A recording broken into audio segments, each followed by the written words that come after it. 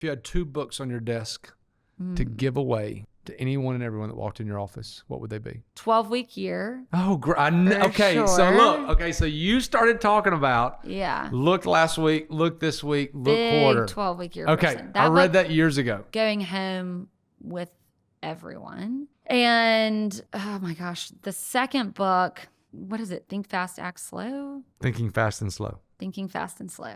Yeah. Kahneman? No. Those 2. Really? Why the second one? I know the first one. So 12-week year. Let me give Let's the talk boost. about that. That's my favorite 12-week one. year. So the guy that wrote 12-week year. I put that in people's stockings for Christmas. The guy that wrote 12-week year says, break up your year into 12-week years. Yes. So that you have a time frame to achieve your goals, take a week off, and then redo it again. And then that way you get 4 years in 1 year. Yes. It's an extremely intense process, but it takes a lot of planning. But what it does, it forces you to be extremely intentional in those 12 weeks. Yeah, I love it. Anyone I speak to in real estate, in discussion and wanting to know what is the one thing that you do or what is the one thing that you did for this year to be successful? And I say I did 1,000 things consistently. Yeah. And the 12-week year approach has really forced me to do that. It is intense, but I like that. I lean into intense things a lot.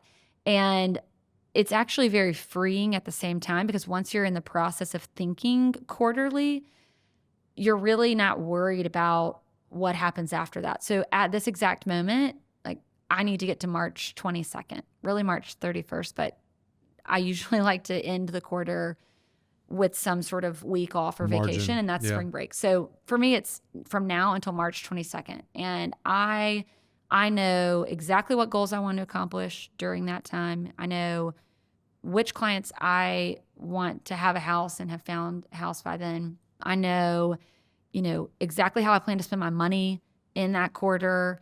I know exactly how I plan to spend my time. And so I think that it makes every day feel like it has more purpose. Mm-hmm.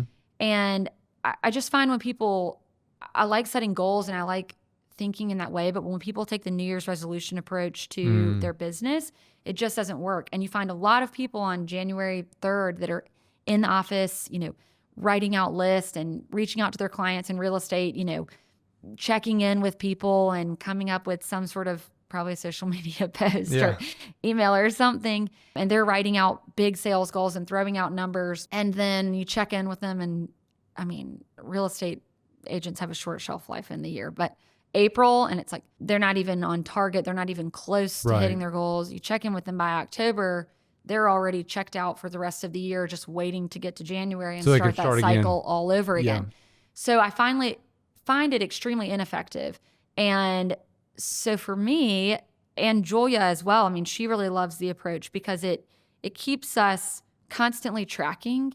And so there's just no bad day, no bad week. There's no week that's so great that it takes our focus as well. And bad as well. Yeah. So it's just, you're always kind of looking at, this is the 12 weeks that I'm focused on right now. I'm not worried about anything beyond that.